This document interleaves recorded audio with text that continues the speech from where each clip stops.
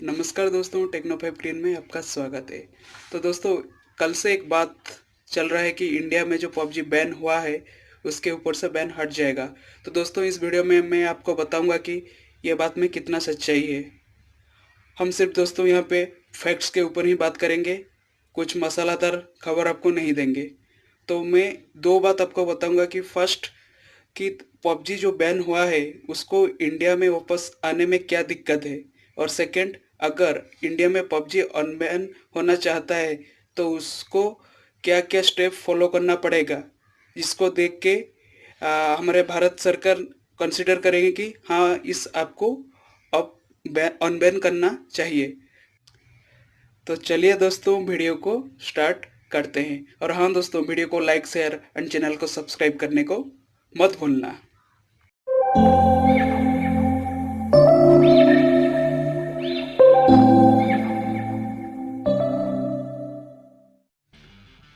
India में दोस्तों PUBG का बहुत ही बड़ा मार्केट शेयर है, और पबजी खेलने वाला इंडिया में बहुत सारे हैं।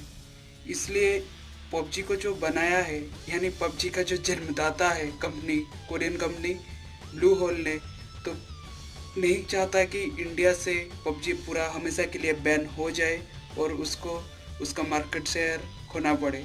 इसलिए पबजी को इंडिया में वापस लाने के लिए कंपनी अपनी सारी ताकत पूरा लगा रही है।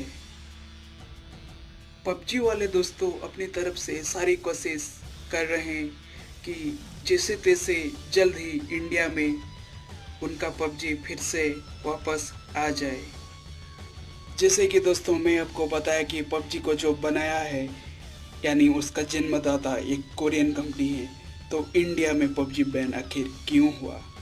तो इसको जानने के लिए दोस्तों, अब जो मैं बोलूँगा उसको दिमाग में अच्छे से घुसा लेना, तब जाके आपको बात का समझ आएगा पूरी तरह से, क्योंकि हम फैक्ट्स पे विश्वास रखते हैं, ना कि मसाले के ऊपर।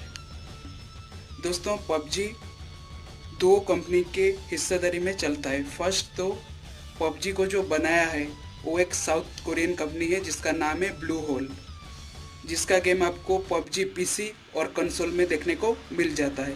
फिर आता है टेंसेंट, जो कि एक चाइनीज कंपनी है, जो पबजी का जो मोबाइल वर्जन है उसको बनाने और उसका डिस्ट्रीब्यूशन में उसका काफ़ी भूमिका वो निभाया है। तो इंडिया और बाकी एशियन कंट्री में पबजी को रन करता है टेंसेंट। तो ये दिक्कत है कि चाइनीज कंपनी है टेंसेंट, इसीलिए पबजी इंडिया में बैन हुआ। क्योंकि दोस्तों सभी चाइनीज कंपनी जैसे टेंसेंट के ऊपर भी चाइनीज गवर्नमेंट का दबाव और इन्फ्लुएंस रहता है।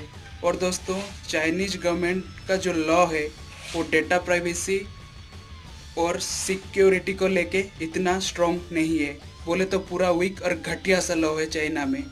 तो वो लोग यूज़र का डाटा कभी भी ले सकते हैं, कहीं से कंपनी से भी, और उसको कहीं पे भी स्टोर कर सकते हैं और उसका गलत इस्तेमाल कर सकते हैं। इसलिए पबजी से हमको खतरा है, क्योंकि टेंशन के ऊपर जैसे चाइना सरकार का दबाव है, वो चाहे तो हमारे इंडियंस का डाटा लेके गलत फ़ायदा उठा सकते हैं। जैसे कि हमारे अभी बॉर्डर में बहुत कुछ प्रॉब्लम चल रहा है चाइनीज आर्मी और हमारे आर्मी के बीच, तो इसलिए गवर्नमेंट ने पहले से ही ये स्टेप लेके बहुत ही अच्छा कदम लिया है। पबजी इंडिया में बैन होने के बाद जैसे टेंशन का फट गया है, क्योंकि दोस्तों एक रिपोर्ट देख लीजिए आप, पबजी इंडिया में बैन होने के बाद उससे 34 बिलियन का नुकसान हुआ है। तो ये कोई छोटी मोटी रकम नहीं है, इसलिए एकदम चाइना वाले बौखला गए हैं।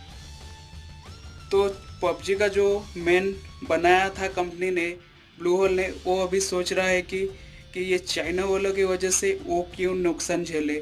तो ब्लू होल ने एक स्टेटमेंट दिया है कि अब इंडिया में जो टेंसेंट पबजी मोबाइल को ऑपरेट करता था, अगर इंडिया में पबजी वापस आता है तो उसको ब्लू होल पूरा तरीके से ऑपरेट करेगा, यानी कि इंडिया में टेंसेंट का कोई भी हाथ नहीं रहेगा पबजी को चलाने में। लेकिन दोस्तों फिर भी एक दिक्कत है कि पबजी का 2 कंपनी ने मिलके पबजी को चलाते हैं। तो टेंसेंट का भी 40% शेयर पबजी में है। तो इंडिया के ऑपरेशन में पबजी जो चलेगा उसमें टेंशन हट जाएगा, लेकिन पबजी मोबाइल में अभी भी टेंशन रहेगा, यानी कि पीछे से एक डायरेक्शन तो टेंशन का ही रहेगा। तो अभी भी खतरा पूरी तरह से नहीं हटा है। अगर चाइना गवर्नमेंट टेंशन के ऊपर दबाव डालता है तो वो हमारे डाटा को लेकर कुछ भी कर सकते हैं, इसलिए पबजी को इंडिया में वापस आने में दिक्कत है। तो अभी सेकंड पॉइंट में बात करेंगे क्या करने से पबजी पूरी तरह से इंडिया में वापस आ सकता है। इंडिया में बैन हटाने के लिए ब्लू होल को एक स्टेप तो मेरे हिसाब से ज़रूर लेना चाहिए। इंडिया में ही पबजी का सर्वर एक कर देना चाहिए, क्योंकि इंडिया का जो यूजर डाटा है वो सभी हमारे इंडिया में जो सर्वर वो करेंगे वहीं पे रहेगा। वो सर्वर में सिर्फ इंडियंस का डाटा स्टोर होगा। इंडियंस का डाटा कहीं भी बाहर किसी भी कंट्री में नहीं जाएगा, जो कि एक अच्छा स्टेप होगा अगर ये ब्लू होल करेगा तो। और दूसरी बात, गवर्नमेंट के साथ एक ट्रांसपेरेंसी भी रखना चाहिए कि जो भी प्रॉफिट होगा वो सिर्फ हमारे इंडिया के बीच ही रहेगा। और इंडिया के जो नया अगर पबजी चाहे तो नया जॉब क्रिएट कर सकते हैं, जो कि हमारे इंडिया के जो इंजीनियर है वो काम करेंगे पबजी में। तो रेवेन्यू जो होगा वो ज़्यादातर इंडिया में खर्च होना चाहिए। तो ये सब स्टेप अगर ब्लू होल ने फॉलो करते हैं तो आशा और उम्मीद है कि पबजी जल्दी इंडिया में वापस आ सकता है। तो दोस्तों, मुझे लगता है मैं सारी जानकारी जो कि रियल फैक्ट्स थे वो आपको साथ शेयर किया हूँ। तो वीडियो अच्छा लगा तो लाइक करना, शेयर करना और चैनल को सब्सक्राइब करके अपने सपोर्ट मुझे दिखाना। ठीक है दोस्तों, तो फिर मिलते हैं अगले वीडियो में। जय हिंद, वंदे मातरम।